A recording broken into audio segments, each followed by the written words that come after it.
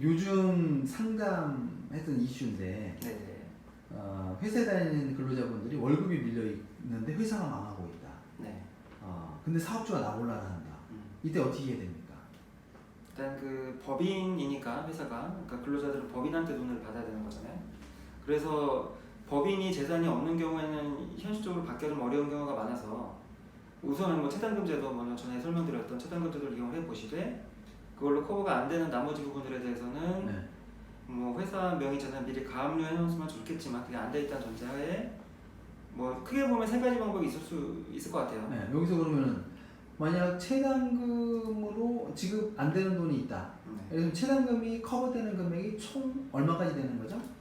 예, 퇴직 시 연령에 따라 조금씩 다른데 연령이 40대인 경우가 가장 많고 3개월치 임금 그리고 3년치 퇴직금에서 합계 1,800.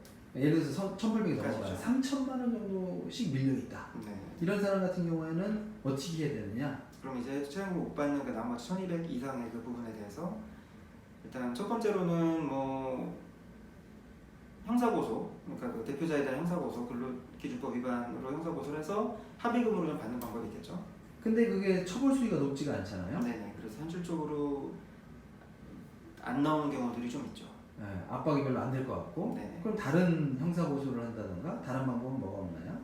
뭐 회사, 그러니까 법인의 재산이 없어서 지금 못 받는 거니까 그 대표자가 법인 재산을 빼돌렸다는 정황이 있거나 그런 증거가 좀 있는 경우에는 뭐 횡령, 배임 뭐로 고소를 하는 것도 생각해 볼 수는 있겠습니다.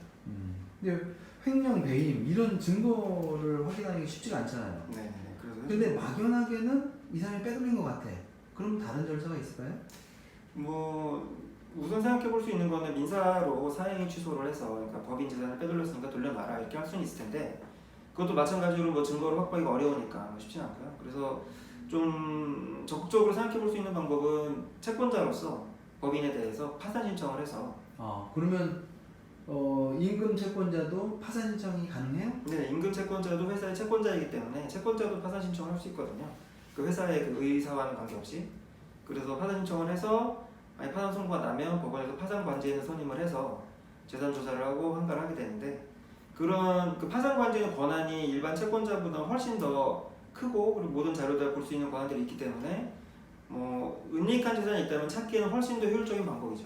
관제인 그러면은 회사 통장, 대표의 통장 이런 것들을 열어볼 수가 있는 거예요? 네, 회사 통장 일단 기본적으로 다 받게 되고 그리고 회계장부들도 다 받게 되고 뭐 일단 회사 대표이사의 권한을 다 그대로 갖고 있기 때문에 뭐 다 볼 수 있죠. 지난 거래도 추적하려면 추적할 수도 있고 회사 계좌에 남아 있으면 뭐 대표 개인의 통장을 마음대로 볼 수는 없지만, 그러니까 회사에서 대표 개인이나 아니면 대표 개인이 지정한 특정인에게 좀 재산이 흘러간 것 같다라고 하면 그에 대한 소명을 요구하고 소명이 안 되면 뭐 형사 처벌까지 할 수 있는 조항이 있습니다.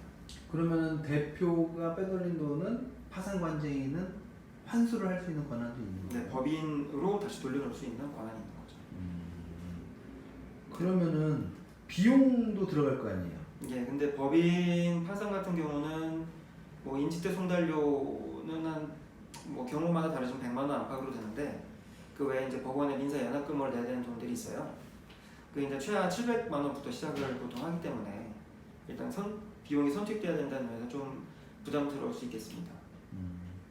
그러면 채권자가 파산 신청할 때 채권액이 뭐 얼마 이상이어야 된다 이런 제한은 없어요? 네, 그런 제한은 없는데 다만 그 파산 선고의 이유가 이제 채권의 지급을 정지된 때가 파산 선고의 이유거든요. 그래서 뭐 일단 내가 채권을 못 받고 있으면 일단 파산 신청을 할 수 있겠죠. 근데 이제 너무 소액이면 내가 이제 뭐 민사연합금 700 최소 700 이상을 들여서 해야 되니까 뭐 그 단계가 좀 걸러지겠죠. 이거 하면 실효성이 있을까요? 돈 좀 환수할 수 있는 가능성이 있을까요? 그러니까 나 혼자 못 받은 돈이 있어서 그걸 받으려고 한다는 거면 사실 실효성이 많이 떨어지죠. 왜냐면 이제 돌려놓는다 하더라도, 그러니까 돌려놓기가 좀 어렵지만 돌려놓는다 하더라도 그걸 다른 채권자들이 다 같이 나눠 가져야 되니까. 근데 만약에 임금을 못 받은 근로자들이 많고 그 임금 채권액이 많다면 충분히 생각해 볼 수 있는 방법인 것 같습니다.